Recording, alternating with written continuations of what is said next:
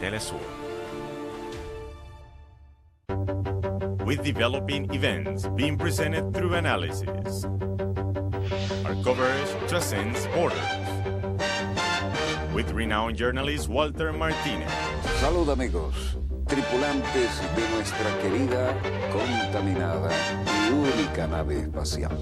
Dossier. Weekdays. Only on Telesur. Y ponga usted las cámaras, señor director.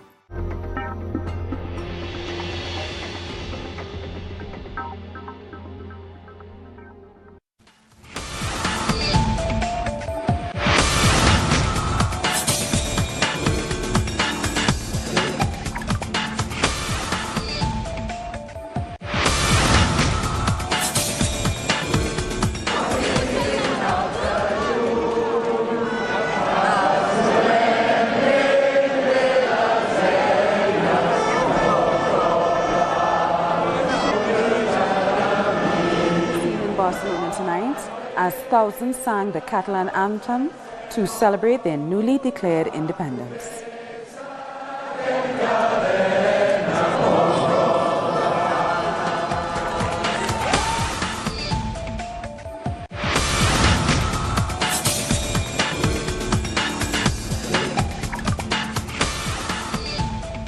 Live from Quito, Ecuador, I'm Sunny Gray and this is From the South, the evening news brief from Telesur English. We start this new edition right now.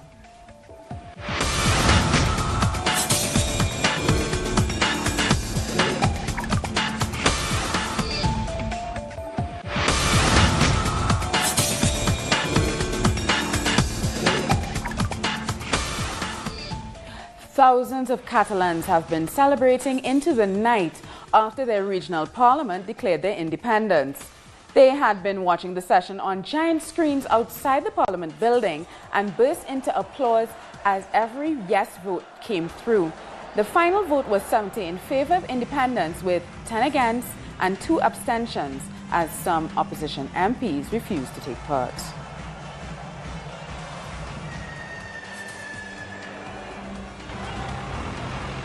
Tractors joined in the demonstrations of joy and defiance in Barcelona. The celebrations continued even after the Spanish government said it was dissolving the Catalan parliament and sacking its government.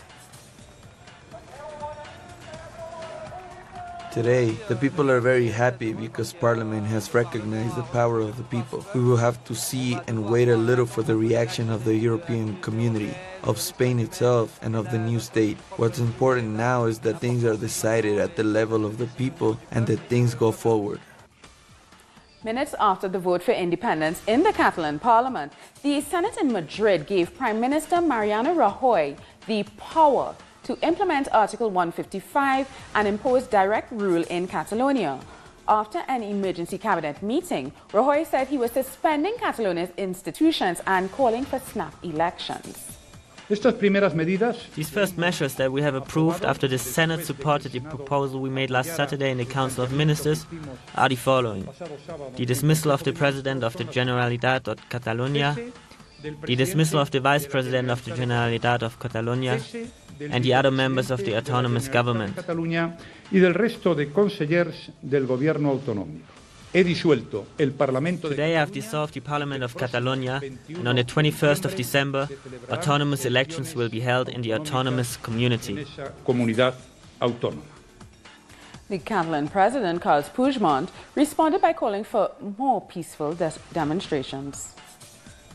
You will have to maintain the momentum of this country in the coming hours, particularly where peace, civic responsibility, and dignity are concerned.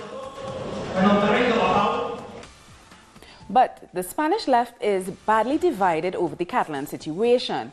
Pablo Iglesias, the leader of the Podemos party, has called the independence declaration illegitimate, echoing the position of the Spanish government. Iglesias tweeted, "We are against repression and for a negotiated referendum, but the Declaration of Independence is illegitimate and favors the strategy of the PP government." Germany, France, Italy, Britain, and the United States have all said they will not recognize an independent Catalonia. A tweet from the German delegation to the EU said the German federal government does not recognize the unilateral statement of independence by the regional government.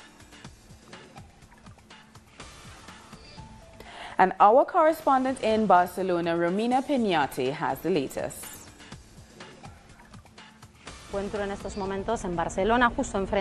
I'm here in Barcelona, just outside Parliament, when today, with 70 votes in favor, 10 against, and 2 abstentions, Catalonia declared independence.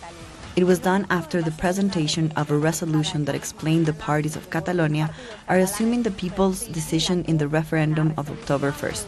In Madrid, the Senate gave the green light to the Spanish government to apply the Article 155 of the Constitution, as Mariano Rajoy asked the Spanish people via Twitter to remain calm, and he reassured them he will restore the rule of law.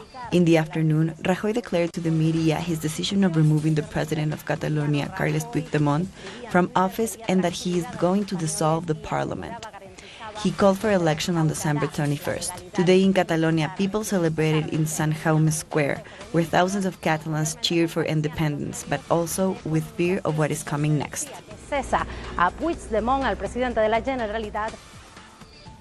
Protesters have gathered in French Guiana to demonstrate against high unemployment and crime in the French colonial territory. The protests were sparked by the visit of French President Emmanuel Macron to the territory. Police used tear gas to try to disperse the more than 1,000 people gathered in the capital Cayenne on Thursday night. 5 people were arrested and 2 police officers were reportedly injured. Macron told the protesters, "I'm not Father Christmas because the people of Guyana are not children," comments which further angered protesters. It's Independence Day in St. Vincent and the Grenadines. On October 27, 1979, the islands became the last of the Windwards to become an independent state. The annual Independence Day ceremony took place at Victoria Park and featured the traditional military presentations in front of a packed crowd. Since last week, parts of South and East Trinidad have been underwater after a sustained period of unusually heavy rainfall. The Office of Disaster Preparedness and Management was heavily criticized for its slow response to the crisis. The Deputy CEO of the ODPM, Dave Williams, was singled out for his seemingly callous response to the organization's failure, causing even the Prime Minister to say that a review of the agency's management team was pending. On Wednesday, Williams submitted his resignation, explaining that the ODPM is actually a coordinating agency and not a first responding one. He also released a video where he apologized to the national community for his comments. I am Colonel Retired Dave Williams, and I have resigned my position as Deputy CEO of the ODPM. Please accept my unreserved apology for the recent situation. I fully accept that my words were insensitive and inappropriate and made me appear to lack empathy for you. My many years in emergency management have made me quite aware of the pain that hazards can cause. I hope that we can use this opportunity as a learning experience for everyone. Thank you for listening. The U.S. Federal Emergency Management Agency, FEMA, says it had no involvement in the decision to award a multi-million-dollar contract to a 2-person utility company, Whitefish Energy Holdings. The company, which has ties to a Donald Trump supporter, was awarded the $300 million contract to restore Puerto Rico's power grid. FEMA said the federal government wasn't a party to the contract, and they said they were significantly concerned by the award of the contract to Whitefish Energy Holdings. The 7th Assembly of the People of the Caribbean, the APC, is continuing in the Dominican Republic. The conference opened with a celebration of the 100-year anniversary of the Russian Revolution. Delegates came from all over the region to take part in the conference. They were discussing food sovereignty, agrarian reform, climate change, social movements, and migration. The APC was created to try and create a more integrated Caribbean. The 7th conference ends October 30th. And David Denny, the General Secretary of the Barbados-based Caribbean Movement for Peace and Integration, sent us this report from the Dominican Republic. Denny, General Secretary for the Caribbean Movement for Peace and Integration in Barbados. At present, I am in the Dominican Republic, attending the Assembly of Caribbean Peoples Conference. For us, the main issue at this conference will be to look at the issues relating to Haiti and the Dominican Republic. This is one of the issues that we would be looking at this conference. At this conference, we would also pass a resolution that would create the conditions for us to show solidarity with the Haitian people. We will look at other issues relating to Venezuela, solidarity with Venezuela, solidarity with Cuba, solidarity with Ecuador, solidarity with Bolivia, solidarity with the poor people of the Americas and the Caribbean. We will also be looking at the whole question in relation to some of our Caribbean nations that are still colonies of European nations and North America. And we would be speaking directly to the independence of these nations and to show our solidarity with the people and workers that have been fighting for independence in these nations. Thank you. Reporting there from the Dominican Republic. More news in a minute. Stay with us.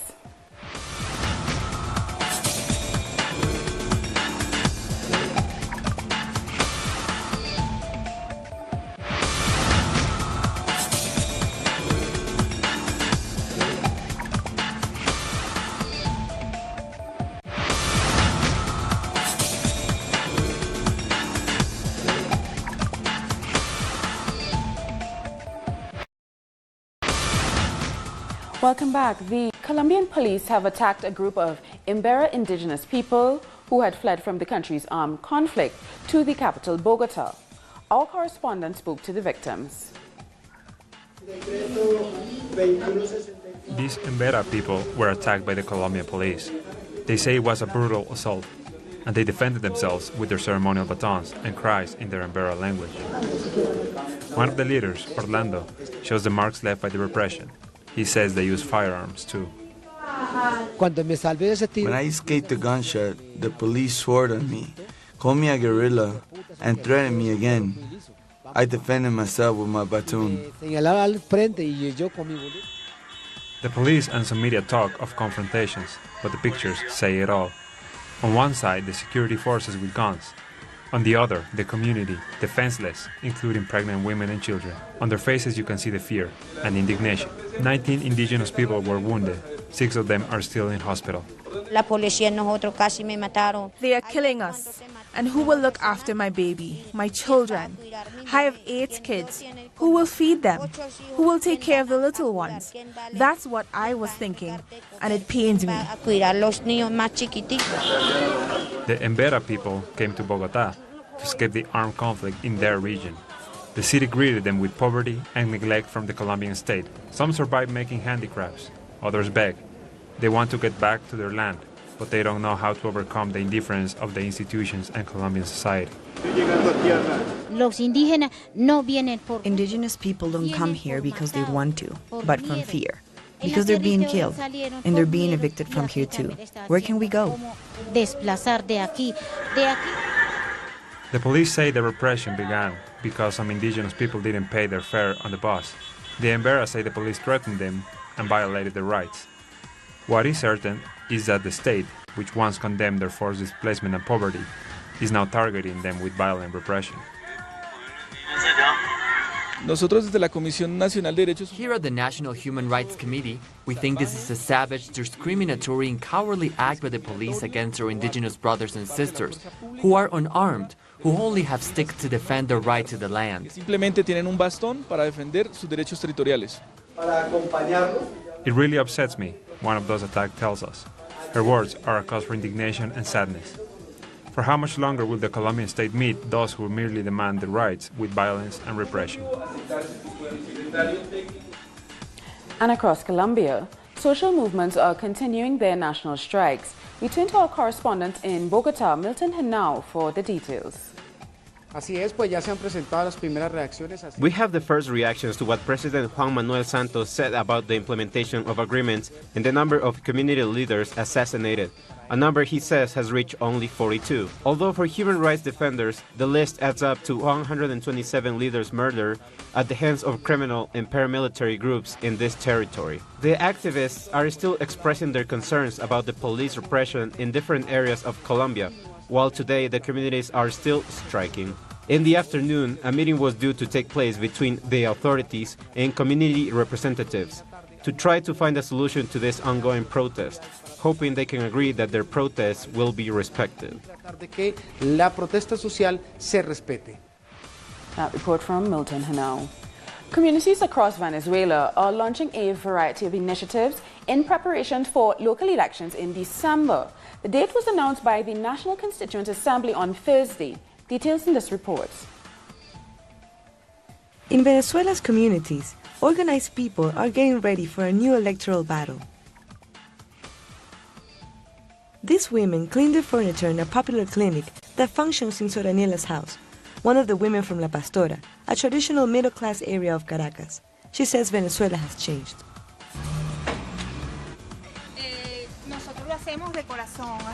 We work from the heart. We're working for our country, and what the opposition wants is destruction, because they don't contribute anything good, and they don't come here to the poor neighborhoods to know the needs of the people.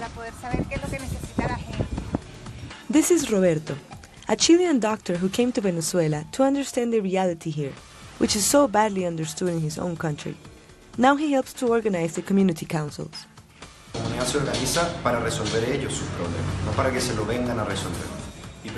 Here the community gets organized to solve their problems themselves, not for someone else to come and help them.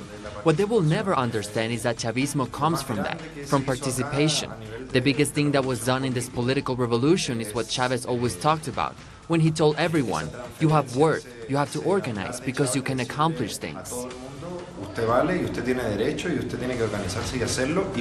A reality that not everyone has understood.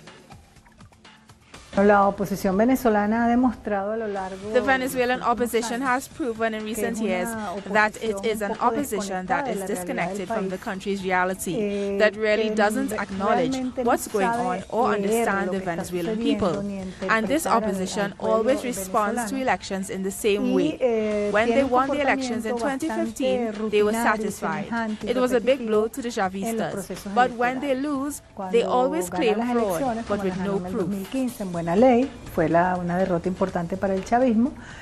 that's the kind of anti-democracy that the European Union has rewarded. The Venezuelan opposition got the Sakharov Award for their alleged fight for freedom and democracy in Venezuela.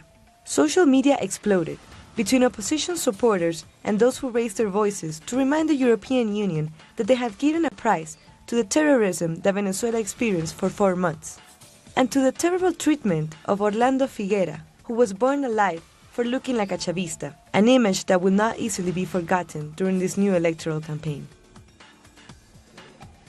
Our correspondent, Regan Devines, joins us live from Caracas. So Regan, what's the latest in Venezuela and what do we need to know now?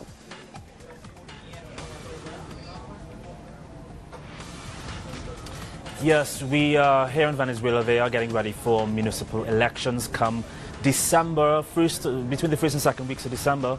And we are looking closely to figure out if the opposition will be taking part.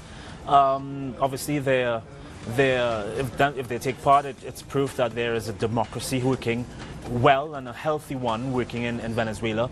But we're just getting news that one other party of the MUD coalition is deciding whether or not they want to take part in elections. This is Acción Democrática.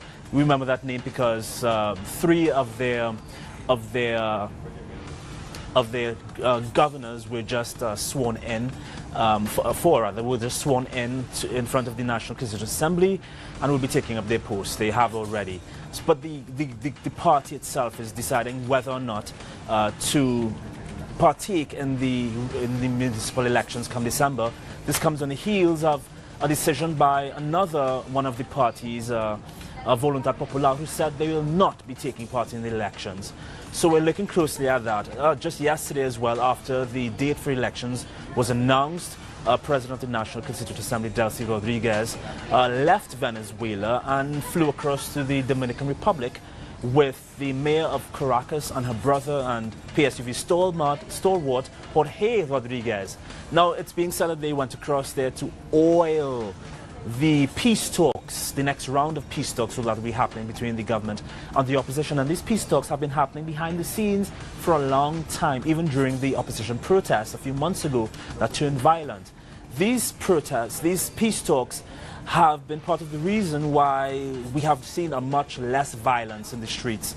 And these peace talks have been happening. Well, we don't have the full details of exactly what is being discussed, but most recently we had heard that 95% of what had been on the peace talk agenda has been agreed to by both parties.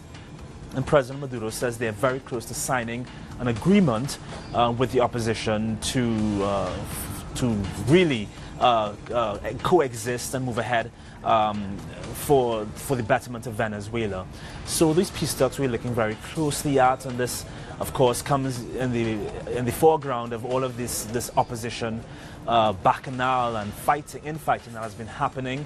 We're seeing leader of the of Primera Justicia, Enrique Capriles, says he's no longer in the party. Wants another leader, Henry Aramu-Salup, is part of the MUD coalition. So we're looking closely at multiple things at this point in time, but as you mentioned in the report there, yes, Venezuela is preparing for its municipal elections, and the ruling party, the PSUV, is looking forward to taking as many seats, municipal seats as possible, so that they can move ahead with their agenda, Soini. All right, well, thanks for that update, Reagan Devines. Reagan Devines in Caracas. The family of Santiago Maldonado has met with the Inter-American Commission on Human Rights in the Legislative Palace of Montevideo, Uruguay. The meeting was attended by Santiago Maldonado's brother and other relatives, together with the Uruguayan Vice President, Lucia Topolansky.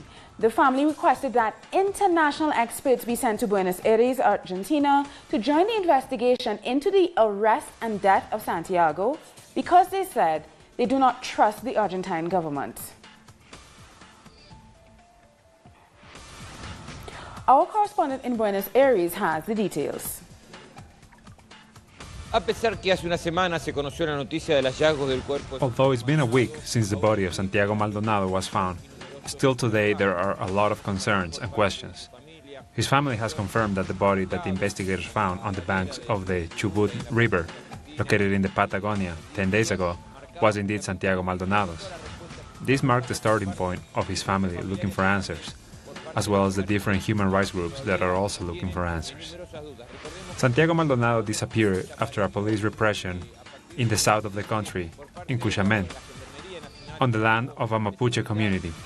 The government of Mauricio Macri hasn't taken responsibility for this forced disappearance, and the security minister even tried to defend the repression. People question the suspicious way in which the body was found, which marked the investigation of the medical experts from the forensic anthropology team, a group that has worked before on the bodies found after the Argentinian dictatorship and on the 43 students from Ayotzinapa. Now they are looking for answers to clarify how and when Santiago Maldonado died. There's a lot of concern among the family of the victim, who in a press conference said that the way Maldonado died is very suspicious, although they know there was a strong repression based on the testimonies. These are events that deeply move Argentina. On November 1st, a third march will take place, led by the family of Maldonado, human rights defenders, and social movements, to ask the government for full support and information to get to the truth. It's a march that will happen in Plaza de Mayo in memory of Santiago Maldonado and to ask for justice. Egado Esteban with that report. Cuban officials have delivered a preliminary report of their investigation into U.S. complaints of acoustic attacks on diplomats in Havana. The 30-minute broadcast report concluded that there's a lack of evidence to show that any attack occurred. The investigators explained that the U.S. supplied 14 recordings of sound they say the victims heard during the alleged attack. but the findings concluded that these recordings did not contain anything that could damage human health.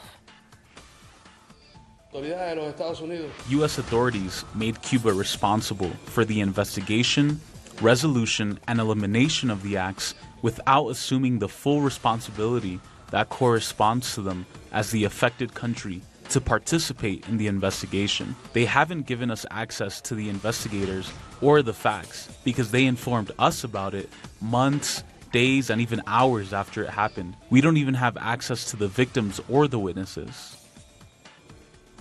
4 Nobel Prize laureates joined indigenous protesters in Guatemala, calling for the end of all mining activity in a Tahoe mine. Laureates including Iran's Shireen Ebadi, Yemen's Tawakkol Karman, and Guatemala's own Rigoberta Menchú marched in the region of Castillas against Canadian miner Tahoe Resources and its Juan Bosco and El Escobal mine. American Nobel laureate Jody Williams also joined activists near the site of the mine for a rally.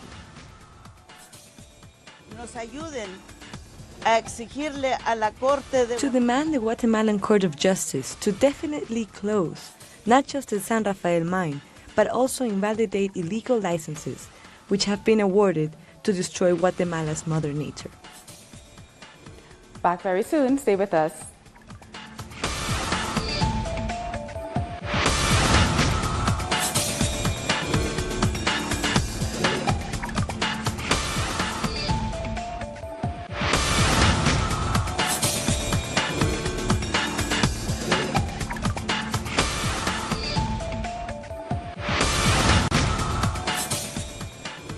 Now here are just some of the other stories making headlines around the world. Kenya's Independent Electoral Boundaries Commission has begun tallying the country's presidential election results. Voting on Thursday was marred by skirmishes between police and opposition supporters. Early estimates show that the turnout for the rerun was very low. All stations were opened and they were accessible for the voters to come and vote.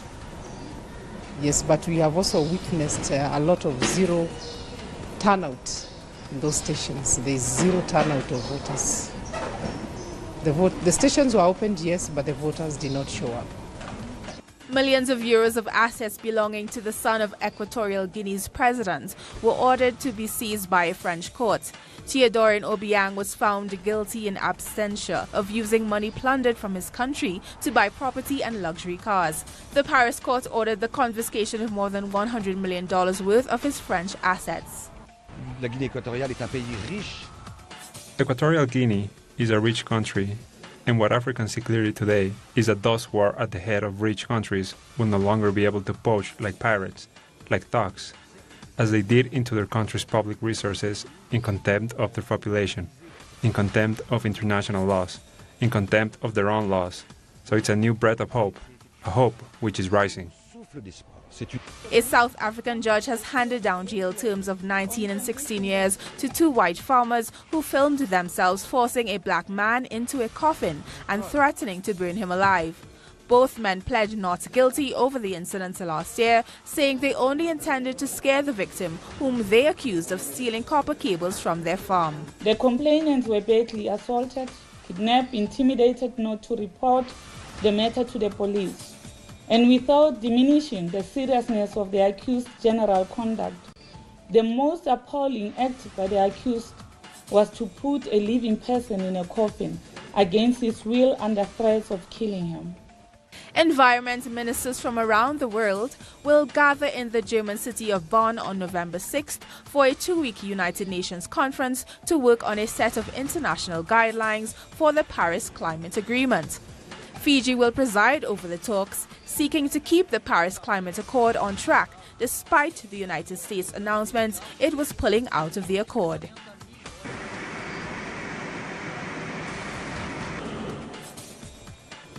We've come to the end of this evening's news brief. For these and many other stories, you can find them on our website, telesyourtv.net/English. And join us on social media, Facebook, Twitter, and Instagram. For Tell Us Your English, I'm Sonia Gray. Thank you so much for watching.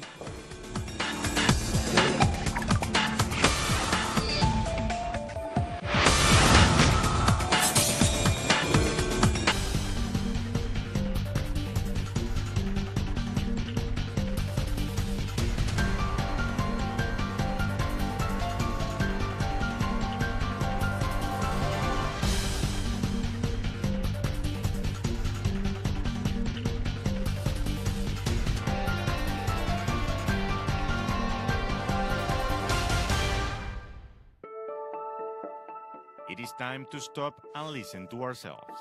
Lay stress on the events in a country, an era, or a society. The most sensitive and human stories in Latin America and the world, from the perspectives of their main figures. They have their cause. What's yours? Just Cause. Weekdays. Only on Telesur.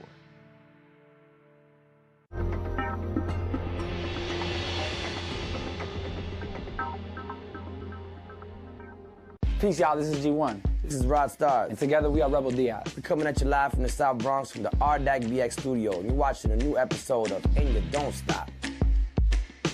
We got a special and important show for y'all. G1 went and did an El Reporte in Staten Island. I also got to hit the streets of Staten Island and get a word about people about justice for Eric Garner. We also have VI, aka Rhythm, representing the RDAC BX, and PAC, the Pulling All Cards crew from the Bronx, giving us a special rooftop live.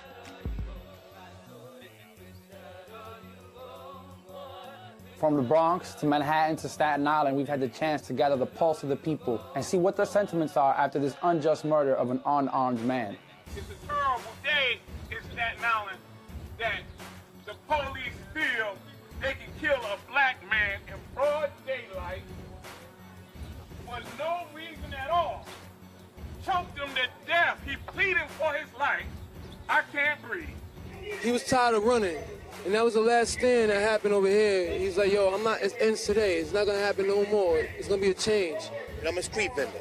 I make my money on the street, and there's a class of people in this city, entertainers, entrepreneurs, people that sell merchandise, people that work on the streets and make their living. They're not criminals, but they're constantly harassed by the NYPD, and the NYPD should lay off people who are working and not harassing anyone. They need to arrest these officers right now, put them in jail, and put them on trial, because they are guilty of a murder. This is somebody that was loved in our community, and he should be alive today, not dead. Bullets left a face door, victim of a race war, make a hate more, show up at that same door, let that 38 roar, what will be my fate, Lord?